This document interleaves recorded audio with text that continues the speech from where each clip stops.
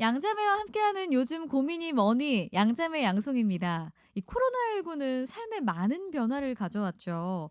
먼저 일터와 또 가정, 또 신앙, 진로 등 많은 변화가 있었는데요. 이 코로나로 인해서 세상 속의 교회가 더욱 선명하게 드러나는 현실입니다. 그러나 불확실한 미래를 살아가는 그리스도인들에게 필요한 것은 무엇보다 미래의 주인이신 하나님께 드리는 기도가 아닐까 싶은데요. 그리스도인들에게 기도는 너무 쉬운 주제일 수도 있는데요. 너무 쉽기 때문에 또 기도를 잘 모르고 있진 않은지. 오늘 정용빈 목사와 함께하는 슬기로운 신앙생활에서는요. 코로나19가 바꿔놓은 세상, 그리스도인들의 기도에 대해서요. 일상이 호흡 같은 기도에 대한 ABC를 나눠볼까 합니다. 목사님 안녕하세요. 네, 안녕하세요. 반갑습니다. 먼저 목사님 기도의 정의를 좀 내려주세요. 기도의 정의가 이제 사실은 그래요. 정의가 있다고 그래야 될까 없다고 그래야 될까 그걸 잘 모르겠는데 네.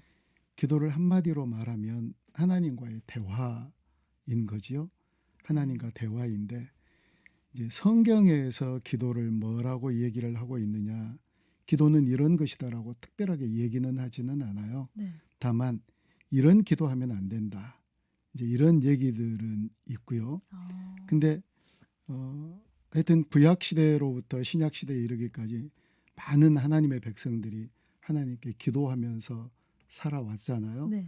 기도는 하나님과의 의사소통을 할 수 있는 창구다. 하나님과 대화다. 이제 그렇게 정의를 할 수 있는데 네. 또 어떤 분들은 기도는 성도의 호흡이라고 그렇게 얘기를 하잖아요. 성도의 호흡. 성도의 호흡. 죽는 사람 참 많을 것 같아요. 음. 호흡인데 그 호흡 안 하면 죽잖아요. 아, 네. 근데 그게 영적인 죽음이고 영적인 삶이겠죠.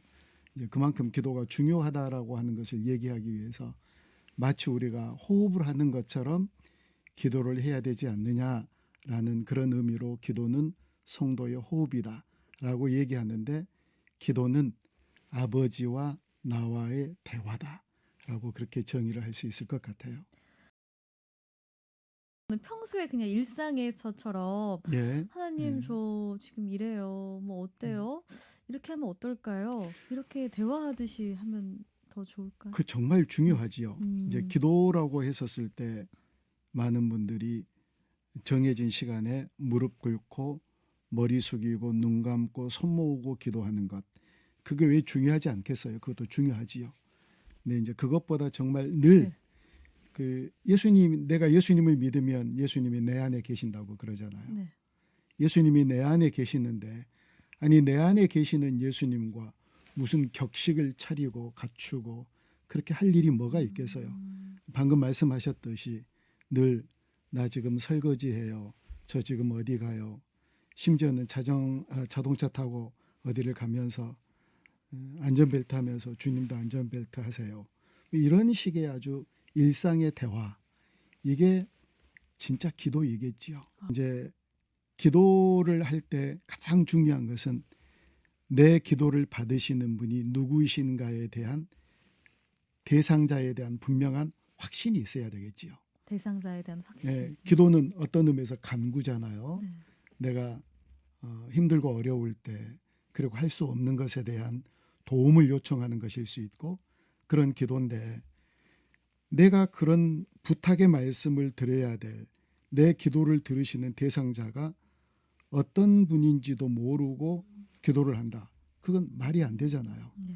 내가 이런 부탁을 드리면 이 부탁을 충분히 들어주실 수 있는 분이라는 확신을 가지고 기도해야지. 그런 확신도 없는데 아니 나보다 더 힘이 약한데 나보다 더 소위 시쳇말로 백도 없는데 나보다 더 연약한데 어떻게 그분들에게 내가 무슨 부탁을 하고 그 부탁을 하는 것조차 결례가 되고 신뢰가 되겠지요. 네. 그러니까 기도를 할 때 가장 중요한 건 내 기도를 들으시는 분이 어떤 분이신가에 대한 인식, 이게 가장 중요하지 않을까. 근데 정말 우리 하나님은 창조주이시고 전능자이신데 그 하나님께 기도하면서 이게 과연 들어질까? 이걸 하나님께서 응답해 주실까라고 하는 그런 의심, 그건 인식을 잘못하니까 그런 의심을 하는 거지요. 근데 인식이 분명하면 우리의 기도가 힘이 있게 되고 그리고 확신이 있게 되고 얼마든지 어디에서든지 담대하게 하나님 앞에 나아가는 그런 기도할 수 있겠지요.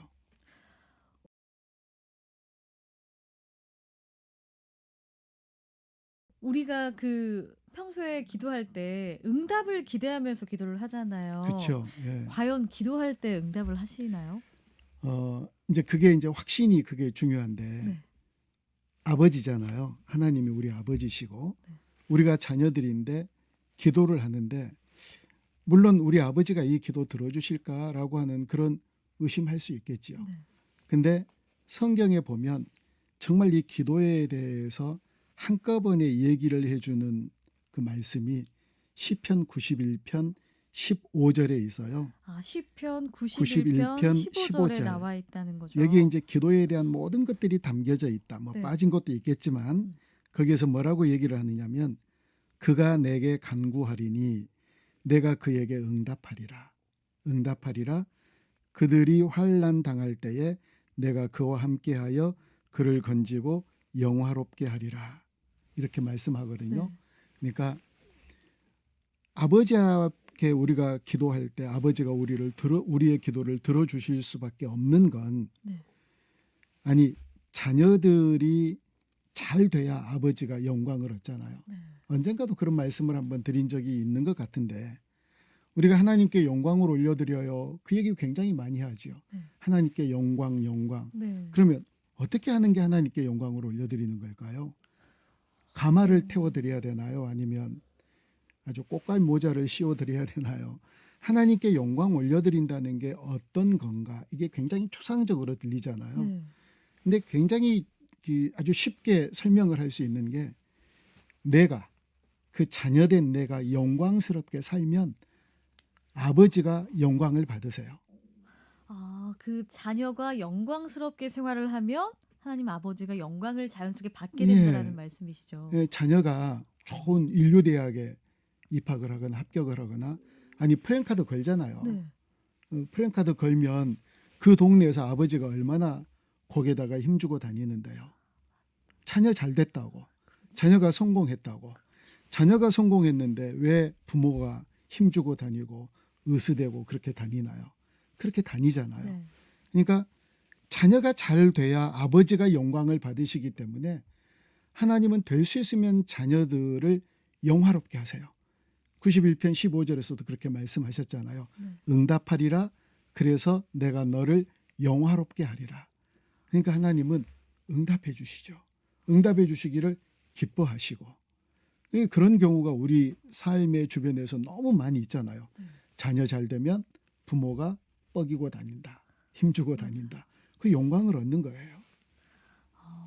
그러니까 당연히 하나님께서 기뻐하세요. 자녀들의 기도를 응답해 주시기를 기뻐하시는 분이 하나님이시라는 거죠. 오해를 하지 말았으면 좋겠어요. 하나님은 될 수 있으면 막 응답도 안 해주시고 하나님은 좀 짜고 네. 인색한 분이다. 아니에요. 어떻게 해서든지 그 자녀들을 영화롭게 해주기를 원하시는 분이 하나님이세요. 왜냐하면 그래야 하나님이 영광을 받으시니까. 아니 잘된 자식 네 아버지 누구야 그러잖아요. 잘된 자식 야 엄마 아빠가 참 너를 교육 잘 시켰구나. 아버지의 엄마 아빠가 더 이렇게 영화롭게 되고 영광을 받으시잖아요. 그러니까 확신해야 될 것은 하나님은 될 수 있으면 우리의 기도를 응답해 주시는 하나님이시다. 그런 믿음과 확신이 있었으면 좋겠지요. 그런데 기도 응답의 종류가 있다고 들었어요, 목사님. 그게 이제 기도에 대한 확신과 응답의 확신을 갖는데 굉장히 중요한 요소인데요. 네. 이제 또 더 많은 응답의 종류들이 있겠지만 크게 세 가지로 얘기를 하자면 네. 즉시 응답해 주시는 경우가 있어요. 어떤 그러니까 건가요? 즉시. 예를 들면 엘리야가 갈멜산에서 불로 응답하소서 불로 응답하소서 그러니까 즉시 응답해 주셨잖아요. 불을 내려 주셨잖아요. 이제 이런 게 즉시 응답해 주시는 경우이고 또 어떤 경우는 변칙적으로 응답을 해 주세요. 나는 동쪽으로 가기를 원했는데 하나님은 서쪽으로 인도를 해 주세요. 네. 나는 이 대학을 가기를 원했는데 하나님은 또 다른 대학을 가도록 인도해 주시고, 이제 사도 바울의 경우가 그거거든요. 사도 바울이 사실은 이 우리나라 쪽에 있는 이 아시아 쪽으로 먼저 복음을 전하기를 원했는데 하나님이 방향을 트셨잖아요. 유럽 쪽으로. 이제 이런 경우도 응답의 경우인 거예요. 하나님이 거기가 더 먼저 필요하다고 생각을 하셨기 때문에 그쪽으로 인도를 하셨겠죠. 근데 이제 정말 중요한 응답 종류가 하나가, 이게 이제 화가 날 일이기도 할 수 있을지도 모르겠는데, 짜증날 얘기일지도 모르겠는데, 묵묵부답이 있어요. 아, 그것도 답은 답이잖아요. 그렇죠. 묵묵 하나님의 응답이 부답. 없을 때. 네, 아무런 대답이 없는 거예요. 이 경우도 마찬가지로 성경에 나와 있는데, 사도 바울이 육신의 질병을 갖고 있었을 때 이 질병을 고쳐달라고 3번씩이나 기도했다고 얘기하는데, 이 3번이라고 하는 이 숫자는 1번, 2번, 3번, 3회라는 그런 뜻이 아니라 죽도록 기도했다는 그런 의미거든요. 하여튼 뭐 간절하게 울부짖었는데 하나님께서 기도 안 들어주셨어요. 네. 고쳐주지 않으셨어요. 근데 그 고쳐주지 않으신 것을 사도 바울은 그걸 응답으로 받는 거지요. 근데 이제 대부분 이런 경우들이 많을 거예요. 성도들이 기도할 때. 왜 이렇게 하나님이 응답해 주시지 않아? 묵묵부답하시는 거야. 이걸 어떻게 생각을 하면 가장 은혜가 되고 그 묵묵부답에 대한 감사가 있게 되느냐면, 네. 예를 들어서 어린아이가 텔레비를 보고 있다가 독일제 칼이 아주 잘 든다고 이제 그 광고 많이 하잖아요. 네. 그러니까 그걸 보고 엄마가 들어오니까 엄마 나 저 칼 사줘. 이제 그렇게 부탁을 해요. 그러면 그 칼을 사주는 게 답이에요? 안 사주는 게 답이에요? 안 사주지 말아야지요. 사주는 게 네. 네, 그걸 사주면 엄마 아니잖아요. 네. 이제 그런 경우거든요. 그러니까 우리가 아무리 그걸 원해도 하나님은 정말 그게 우리에게 필요한 건지, 그게 우리에게 날선 칼이 되는지 독이 되는지 그걸 하나님이 잘 아신다는 거예요. 네. 그럴 때 안 들어주신 게 이게 응답인 거죠. 그게 이게 답이라는 거죠. 은혜고. 예. 근데 왜 안 들어주세요 하고 하나님께 짜증내면 이제 혼날 수가 있겠지요. 그러니까 어떤 의미에서 그리스도인들의 기도는요, 응답이 안 되는 게 없어요. 묵묵부답도 응답이. 부답조차도 답이라고 하면 네. 어떤 의미에서 기도가 응답이 안 되는 게 없는 거지요. 그런데 다 기도할 때 착각하고 잘못하는 게, 내가 어떤 프레임을 짜가지고 기도를 하는 거예요. 네. 그러니까 내가 계획을 다 세우고 내가 결과도 다 내놓고 또 산출도 다 끝내놓고 하나님께 결제를 받으러 가는 게 이게 기도라고 생각을 하는 거예요. 근데 기도는 그게 아니라 계획을 세우기 전부터 하나님 어떻게 하면 좋을까요? 하나님의 생각은 어떠세요? 하나님의 길은 어디인가요? 이렇게 가지고 가야 하나님께서 마음껏 큰 그림을 그려주시지, 하나님은 큰 그림을 그리시고 싶으신데 액자 조그만 거 가지고 나가면 하나님 속상하시잖아요. 사실은 기도가 안 들어지는 게 없는 거지요. 근데 이걸 모르는 거예요. 그러니까 내 마음에 맞는 응답을 요구하니까 이게 하나님과의 사이도 안 좋아지고 또 기도도 잘 안 되고, 하나님의 마음에 맞는 기도 응답, 이걸 바라고 나아가면 기도 시간에 아마 예배당이 미어 터지지 않을까요? 오지 말라고 그래도 막 오고. 근데 이제 이게 아니니까, 내 마음에 맞는 기도를 원하니까 기도 시간에 그렇게 오라고 해도 기도도 안 오고 무릎도 안 꿇고 그러지 않을까 생각이 들어요. 기도를 정말 열심히 하는데 왜 하나님은 묵묵부답일까? 내 기도만 안 들어주시는 거 아닌가? 상대방은 막 응답을 받았다고 다 잘 되는 것 같은데 나는 왜 그럴까? 항상 불평불만했다면, 우리 목사님 말씀은 그조차도 그 길이 내 길이 아니기 때문에 하나님이 묵묵부답으로 예, 답을 주시는 거잖아요. 그럼요. 예, 우리는 하나님의 자녀이기 때문에 예, 자녀가 잘 되는 걸 사실 보고 싶은 거니까요. 그럼요. 하나님께서. 그리고 자녀들은 부모가 제일 잘 알아요. 아니, 부모 된 여러분들이 다 그렇게 얘기하실걸요. 네. 자녀들이 부모의 뜻에 어긋나면 내가 너를 제일 잘 알아. 그러니까 엄마 아빠 말 들어야 돼. 라고 얘기를 하는 것처럼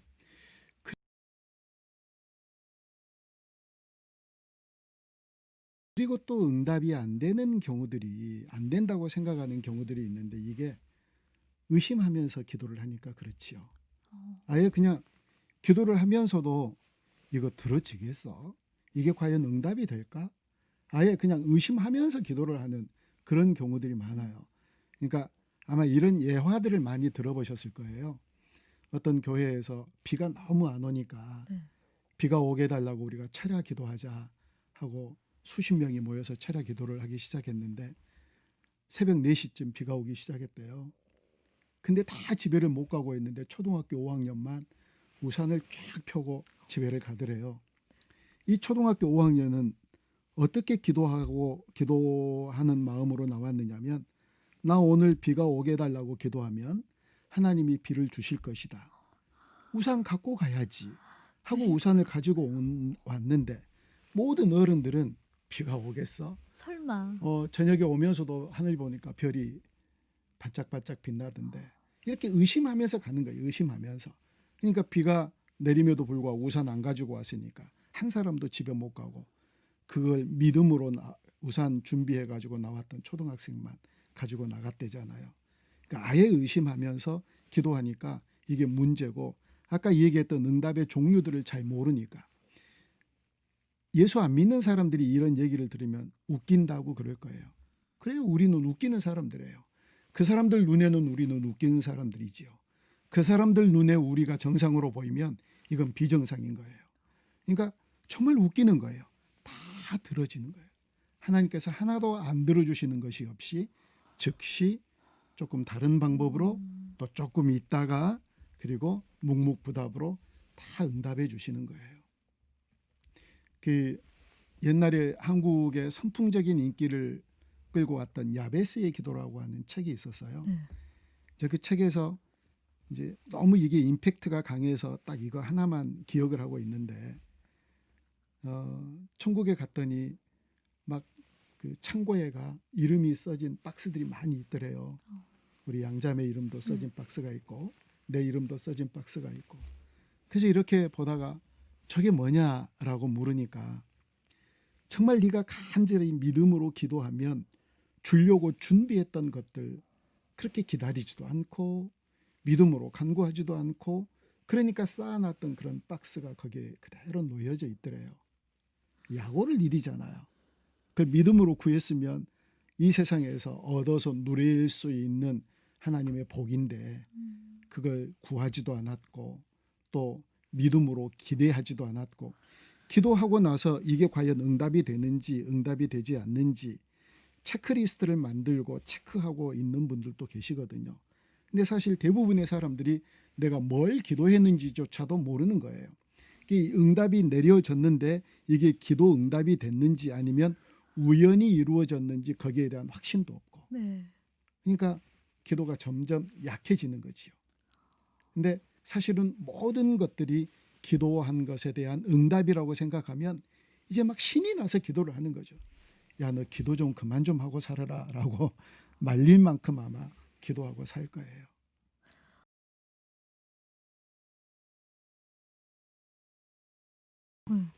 그러니까 이제 예수님과 동행한다. 그 24시간 예수님과 함께 동행하는 그 동행 일기를 이렇게 쓰고 있거든요.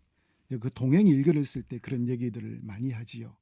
내가 이렇게 기도했는데 하나님께서 이렇게 인도해 주셨다. 내가 이렇게 하나님과 함께 동행했는데 하나님이 나와 함께 해 주셨다. 이런 기도 많이 하잖아요. 중요한 건 하나님이 살아 계시는 거잖아요. 하나님 살아 계시는데 우리가 이런 그 기도할 수 있어요.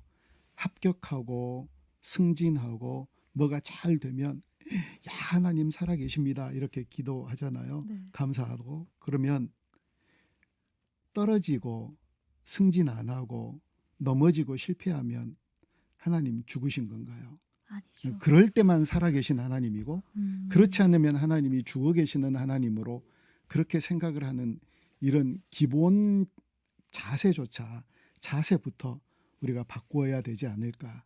하나님 살아계시니까 언제든지 어떤 상황 가운데서든지 하나님은 우리를 가장 잘 아시는 분이시다. 사실 내가 나를 잘 아는 것처럼 보여지지만 모르는 경우 많이 있잖아요. 네. 그래서 뭘 일을 나도 모르게 저질러 놓고 너 왜 그랬어? 그러면 아이고 그때 내가 미쳤나 봐 막 이런 얘기들 많이 하잖아요. 그 내가 나를 알지 못하는 내 안에 깊이 잠재되어 있는 또 무의식 속에 잠재되어 있는 그 나 이것까지도 하나님은 아세요. 그걸 나는 모를 수 있지만 하나님은 그것까지도 아시니까 하나님이 가장 바른 길로 인도하시죠. 하나님이 가장 선한 길로 이끌어 가시고요. 예를 들면 기도도요.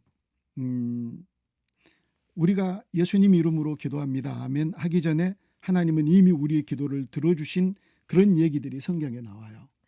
예수님이 나사로를 곧 이렇게 살리실 때 나사로야 나오너라 라고 얘기하시기 전에 돌 무덤을 옮겨놓고 하늘을 우러러 기도하시면서 이렇게 기도하세요. 하나님 내 기도를 들어주셨음을 감사합니다. 한마디도 기도한 적이 없거든요.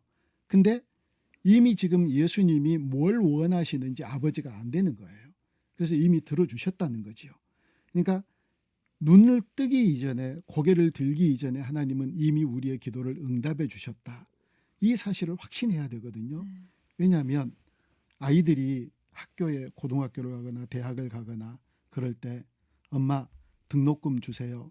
책 사주세요. 이렇게 얘기할 때 아니 너 책 필요하냐? 너 등록금 있어야 되나? 그러면서 준비한 부모 그 부모 아니잖아요. 이미 아이들이 뭘 어떻게 해 나가야 될지 다 알고 저축하고 준비하고 다 미리 준비해 놓잖아요. 우리 부모님이 그러시잖아요. 하나님은요. 더 섬세하게 더 철저하게 우리의 쓸 것을 미리 아시는 하나님이 준비 다 해 놓으신다는 거지요.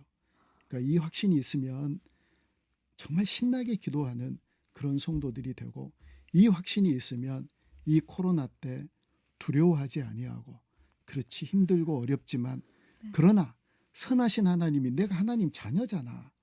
하나님 아들 딸이잖아. 그러니까 하나님이 그냥 내버려 두시겠어.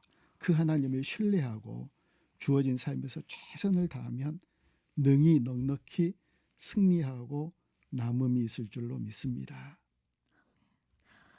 오늘 우리 정용비 목사와 함께하는 슬기로운 신앙생활 또 기도에 대해서 기도는 또 아버지와의 대화 또 우리 성도의 호흡 또 그리고 응답이 안 될 때 또 응답을 해주셨을 때 즉시 응답이 됐을 때 여러 가지 이야기를 좀 나눠봤는데요. 오늘 이 정용비 목사와 함께하는 슬기로운 신앙생활 여기서 마치도록 하고요. 다음 주 이 시간에 또 찾아오도록 하겠습니다. 목사님 감사합니다. 감사합니다.